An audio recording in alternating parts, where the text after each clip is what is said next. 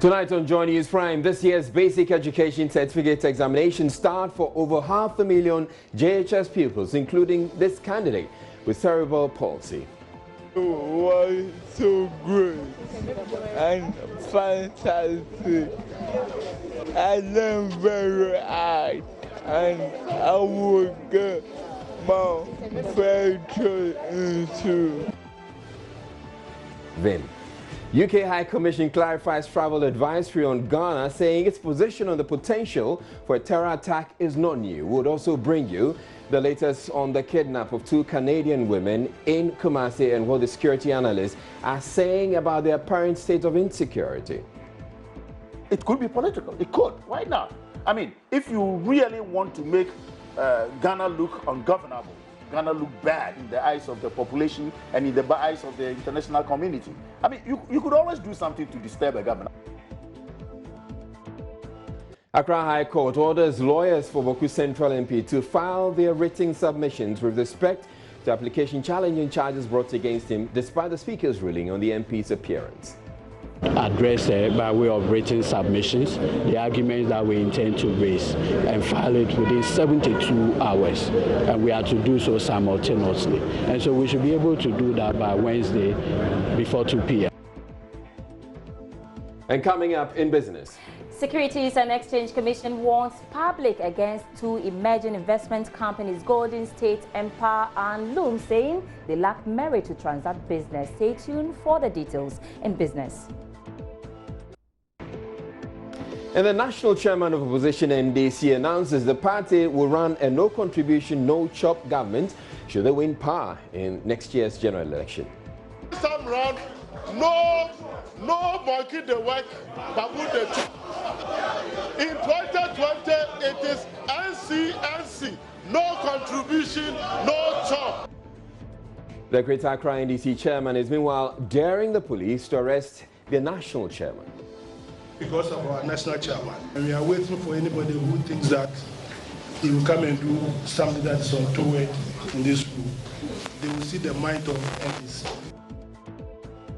I'm Israel. JoyNews Prime comes to you live from the JoyNews studio at Kokomlemle here in Accra with digital address GA0992539.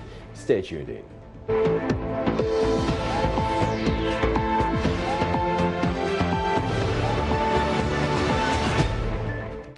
Chairman of the opposition National Democratic Congress is charging party members to work towards bringing the NDC back to power in 2020 if they want to benefit from a future NDC government.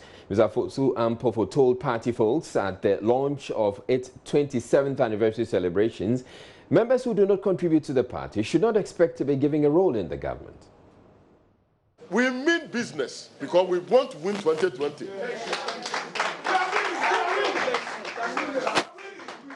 I have been reminded that if you want to have a stake in the future NDC government and you want to hold a position in NDC in future, the first question the General Secretary will ask, have you been attending branch meetings? So if you are eyeing some DCE position, some minister position, some board chairman position, please, the time to identify yourself and work for the party is now. Because this time around, no monkey the work, babu the chop. I am saying that no monkey the work, babu the chop. In 2020, it is NCNC, no contribution, no chop. Now, a bench warrant is said to have been issued for the arrest of the party chairman for apparently refusing to honor the police CID's invitation over his involvement in some kidnaps and fire outbreaks in parts of the country. Speaking at the launch of the party celebrations, Greater Accra chairman Joseph Adekoka dared the CID to arrest Mr. Ampofo, insisting they will resist any form of intimidation by the police service. Here because of our national chairman. We all know what is going on in this country regarding him.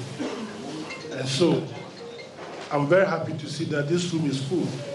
And we are waiting for anybody who thinks that he will come and do something that is untoward in this room. They will see the mind of NDC. I am positive that in the days coming, all of us 16 regions now will marshal ourselves and make sure that we show the might of NDC.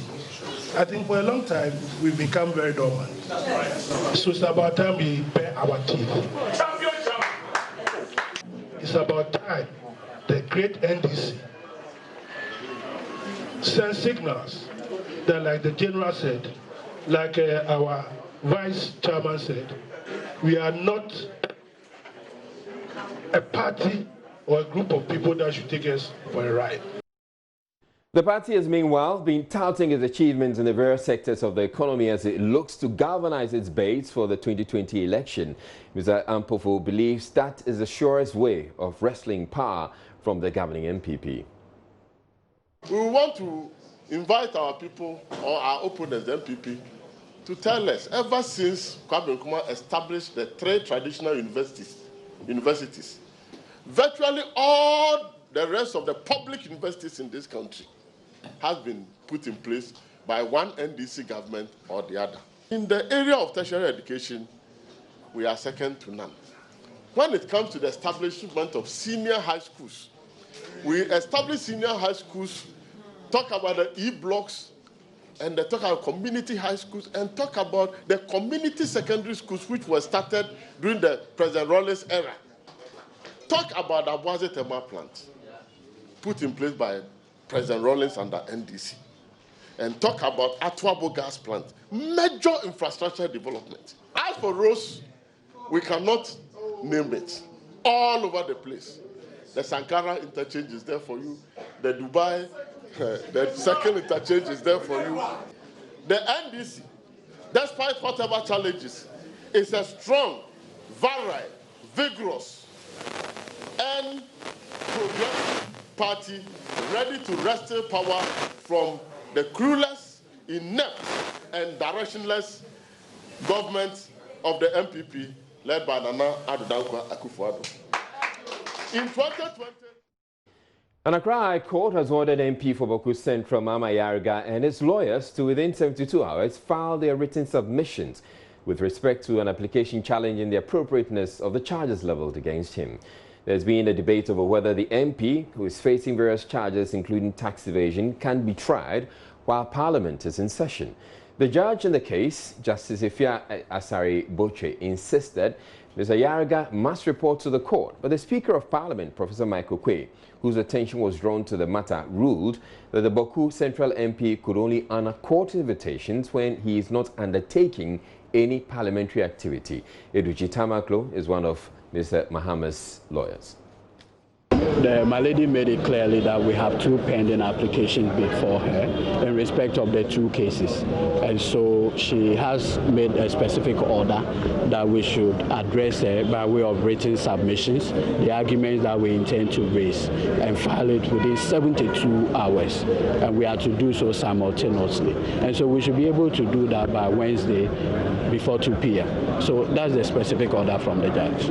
We have an application on record to have the entire charge sheet dismissed because we have raised issues about the capacity and the qualification of the special prosecutor. We have also raised an issue about the remits of the special prosecutor, the kind of offenses that he can investigate. The maker of the law, that is Parliament, stated that he can only investigate corruption and corruption-related offenses.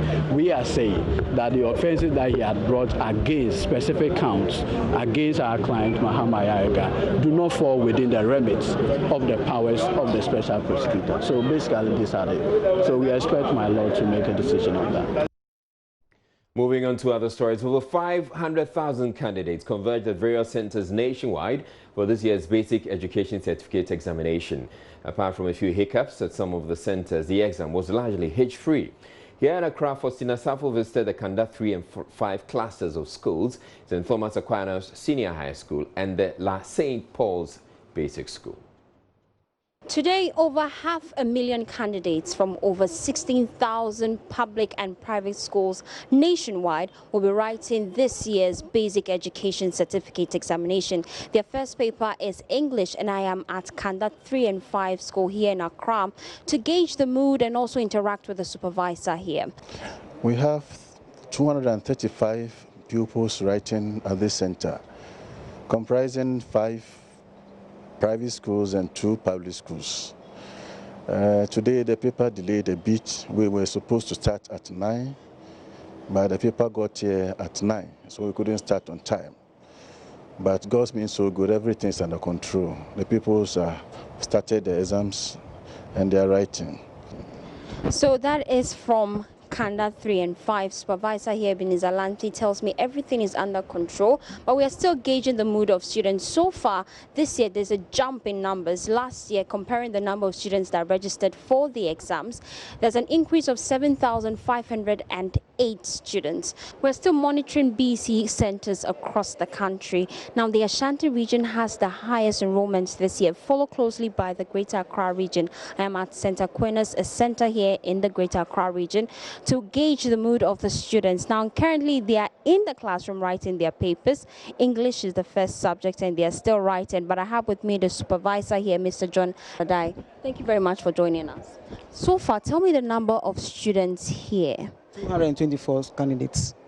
And how has been the mood this morning? Did you find any foreign? High spirit, yeah, high spirit.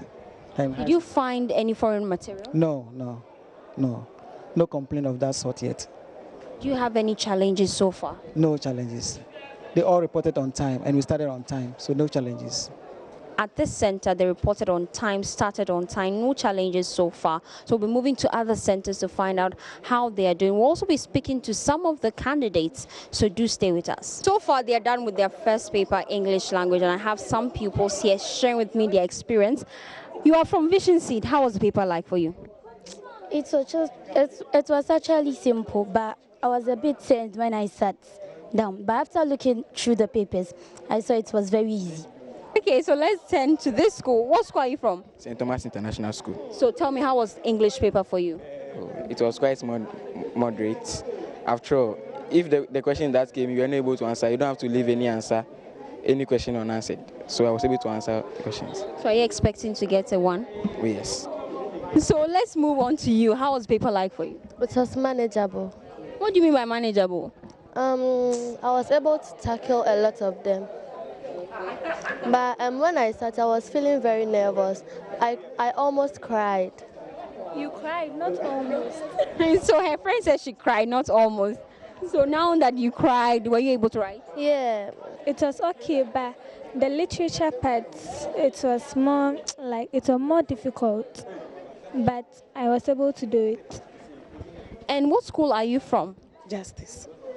How was the paper like for you? It was okay. Almost all the questions which appeared had already appeared in all our mocks, so it was okay. It was something normal to us. Now, among the 262 candidates who wrote the exam at the La St. Paul's Basic School is Herman Odoye Ukpoti Ashong, who has cerebral palsy. He is one of the few persons living with disability writing this year's exam. Herman was featured in JoyNews' Hotline documentary Born Special, which highlighted the plight of persons living with cerebral palsy. Beryl Ernestina Richter caught up with him at the examination center, and her report is read to you. 18-year-old Herman was born with cerebral palsy. According to his mother, Mavis Yomiotio-Kotete, doctors told her that her son would not be able to perform basic tasks like his age mates. Despite this hard truth told to Mavis, she remained a strong tower of support. The doctor told me because of Herman's condition, he would not develop early like other children, and this will affect his movement, speech, and other activities. I accepted this and never stopped praying to God. Today, it is this support that has pushed Herman to climb the educational ladder. He's among the 122 males writing this year's BECE at the La St. Paul's Basic School. At the time of my visit, it was almost to the end of the first paper, English language. Stop work! Supervisor for the center, Benis Belinda Bula, tells me how enthusiastic Herman was prior to the start of the exams. He's so much comfortable, and he's writing his paper. And I'm curious, how did when he was growing up, his friends were there for him. He would love the whole situation. And what was his mood? Oh, he's all right. He's in the mood of exams. Looking at his demeanor, I realized he's very poised for the exams. A few minutes later, Herman arrives with the help of his colleagues who helped him to get into his wheelchair. He tells me he is optimistic of passing the exams. It was so great and fantastic. I learned very hard and I will get my first choice into. What was your first choice? Aquina. I will get one in the next paper. What about this paper? I will get one. I also met with his mother, Mavis, who still remains hopeful his son will pass the exam and later become the medical doctor she always dreamt of. I am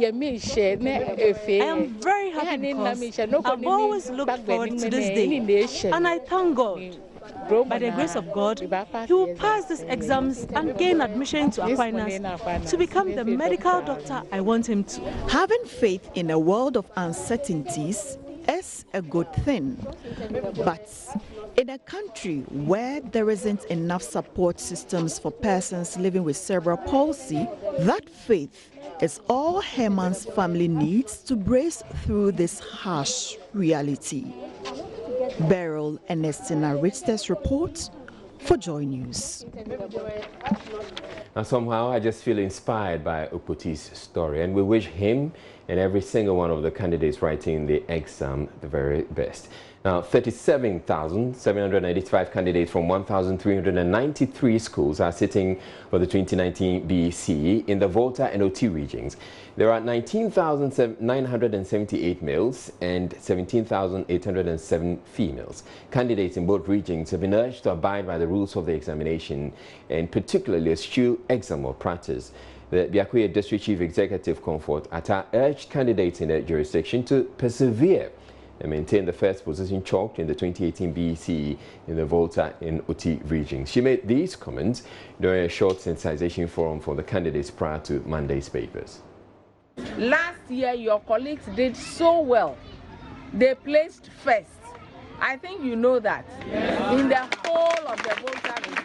Now we have our own region, the OT region. And we would not want you. You are the first BECE candidates for OT region. So we would not want you to disappoint us. We want you to raise the flag of OT high. Okay? So that you will also be first in the whole of, even when we were 25 districts in the Volta region, we were able to place first. Now we are just 8. So we can even place more than first, isn't it?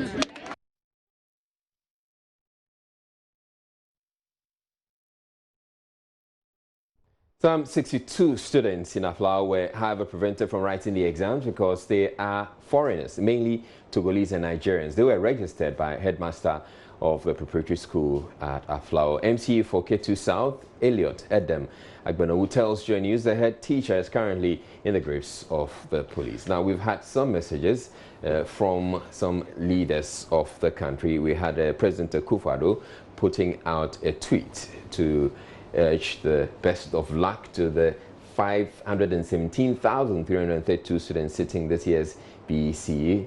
He says, God be with you. Remember, free SHS awaits you in September.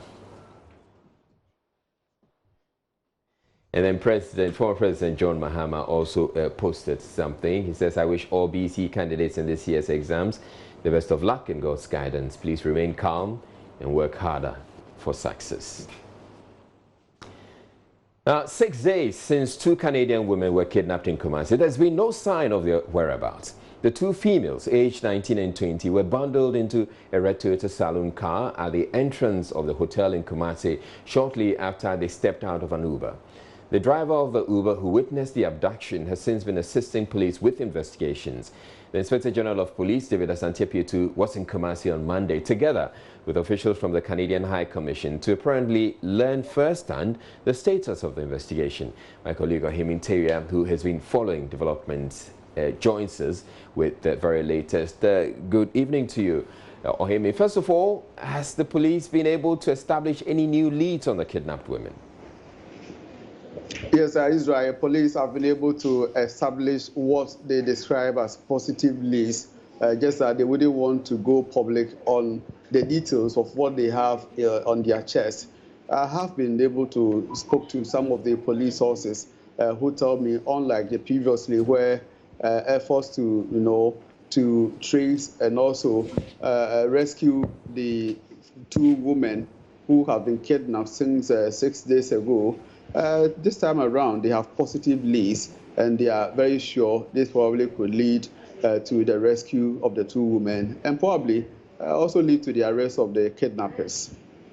Now, what have you learned about the IGP's visit? The IGP was in Kumasi over the weekend to interact with the hierarchy of the regional police command. So he met with the regional police commander, DCOP Kwesi Mensah-Duku, and other officials of the region. He interacted with them to also lend their support, his support to police, so that they are able to arrest the kidnappers, and if nothing at all, rescue the 2 women who have been in their custody since 6 days ago.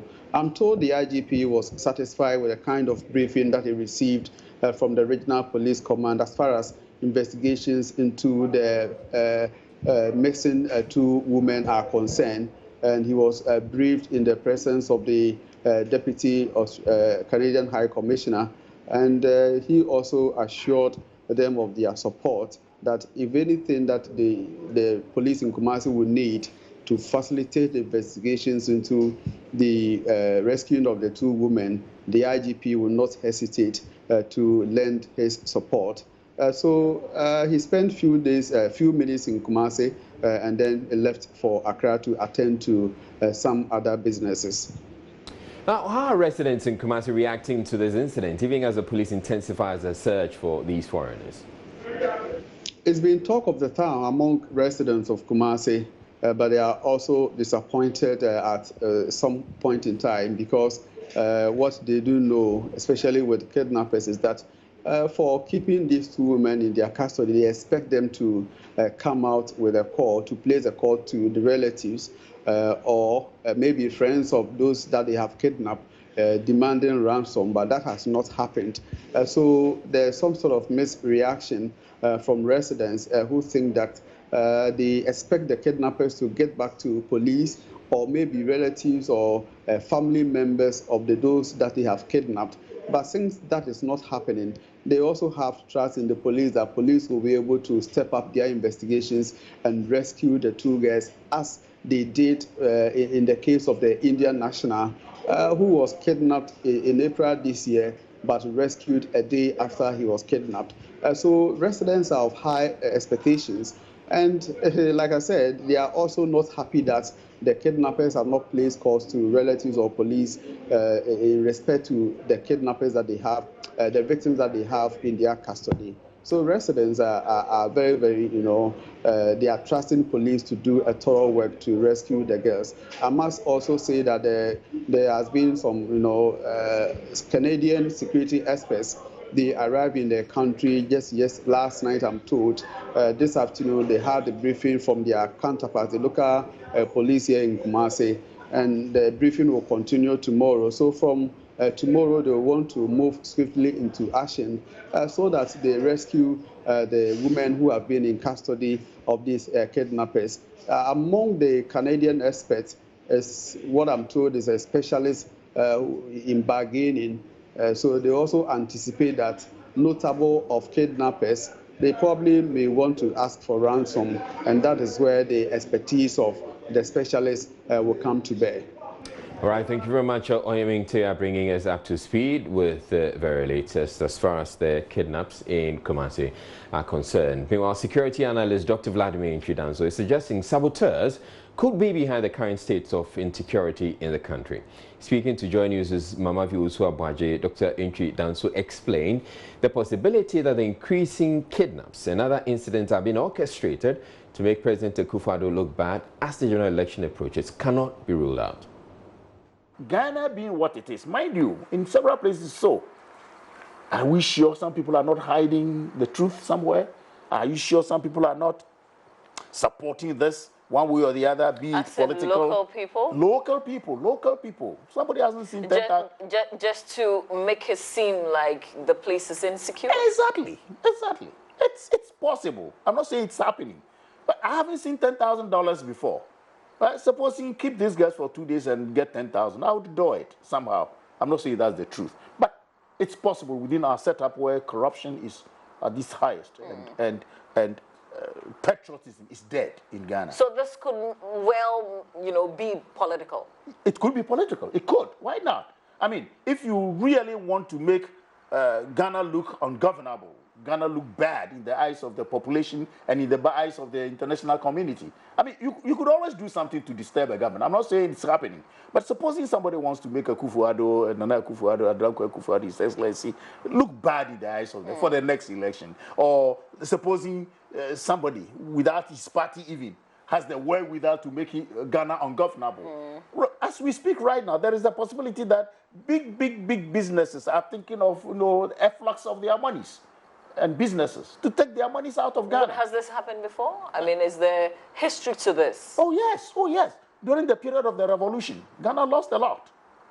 Ghana was labeled as a country where whatever, and conscious effort was made by the IMF and the World Bank to make people leave Ghana before we turned 180 degrees and say, we're coming, we beg you. It's normally done, just to, in Uganda, the opposition intentionally did all it could to make Museveni look so bad. So these things happen. I'm not saying that's what is happening, but it could be anything. That's what I'm saying. Let us allow the intelligence agencies, number one. Number two, the police. Let's help them.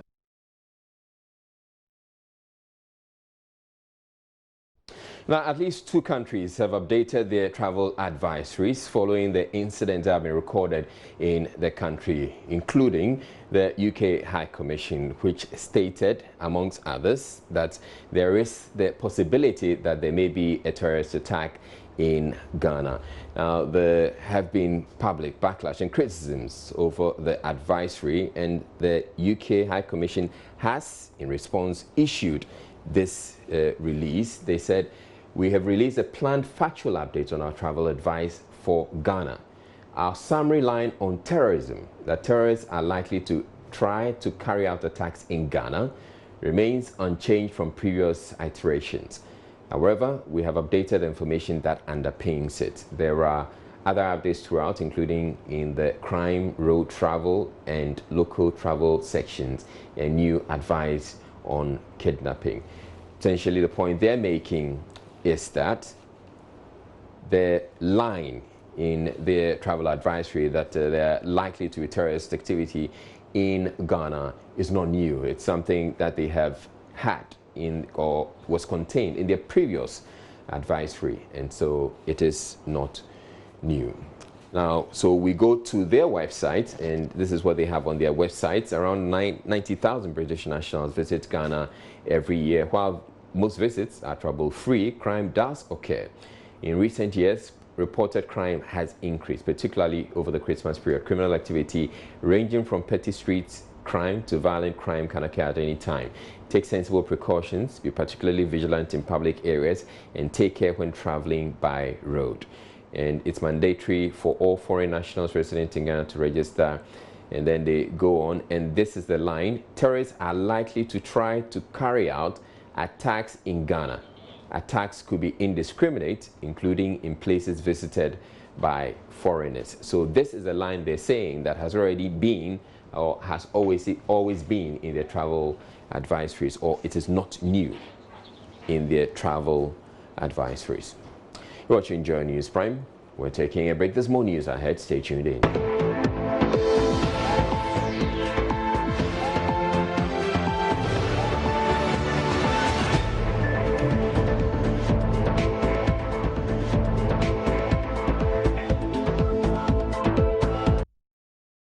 A survey by researchers at the Political Science Department of the University of Ghana has concluded that NDC members of Parliament are performing better than their MPP counterparts.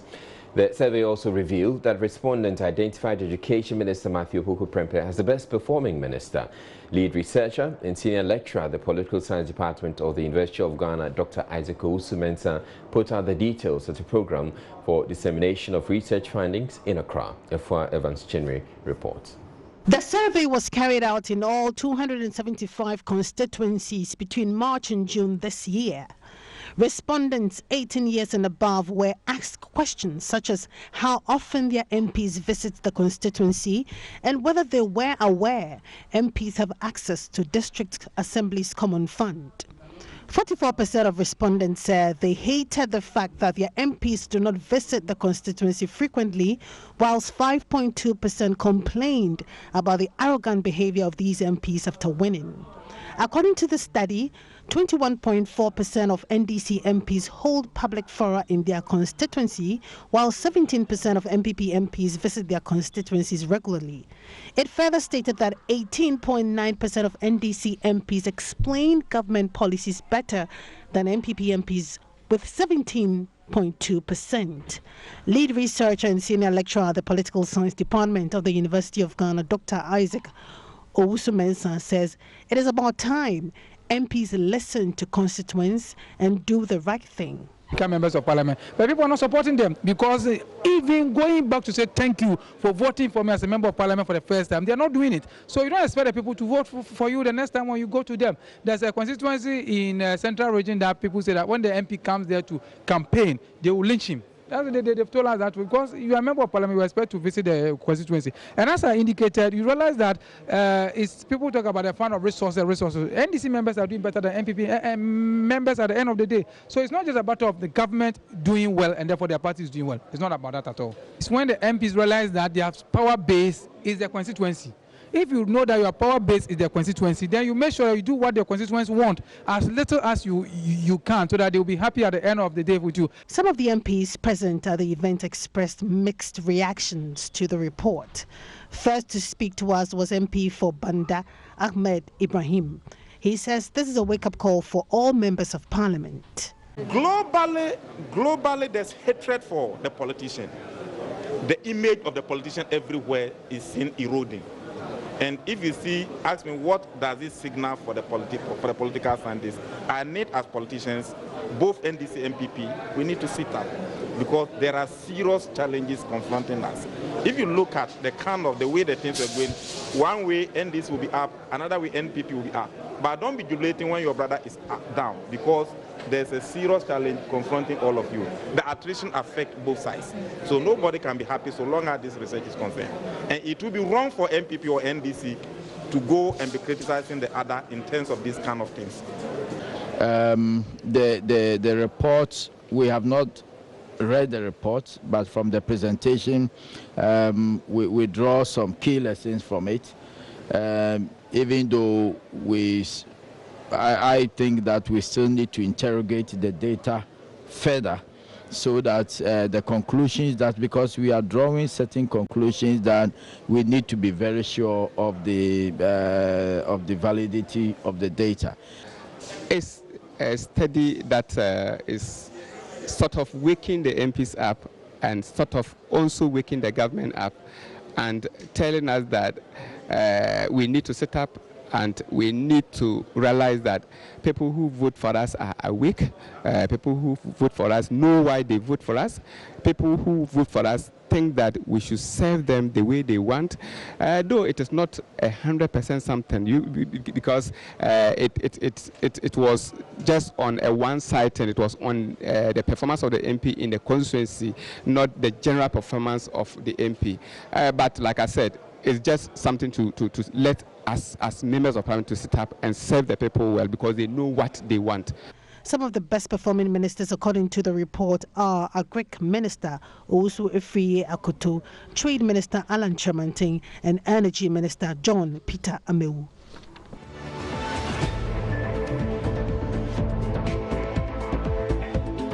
And that'll be it for the bulletin. My name is Cerebral. Thank you very much for watching. You have a good night. We have our Hotline documentary coming up next. Stay tuned in.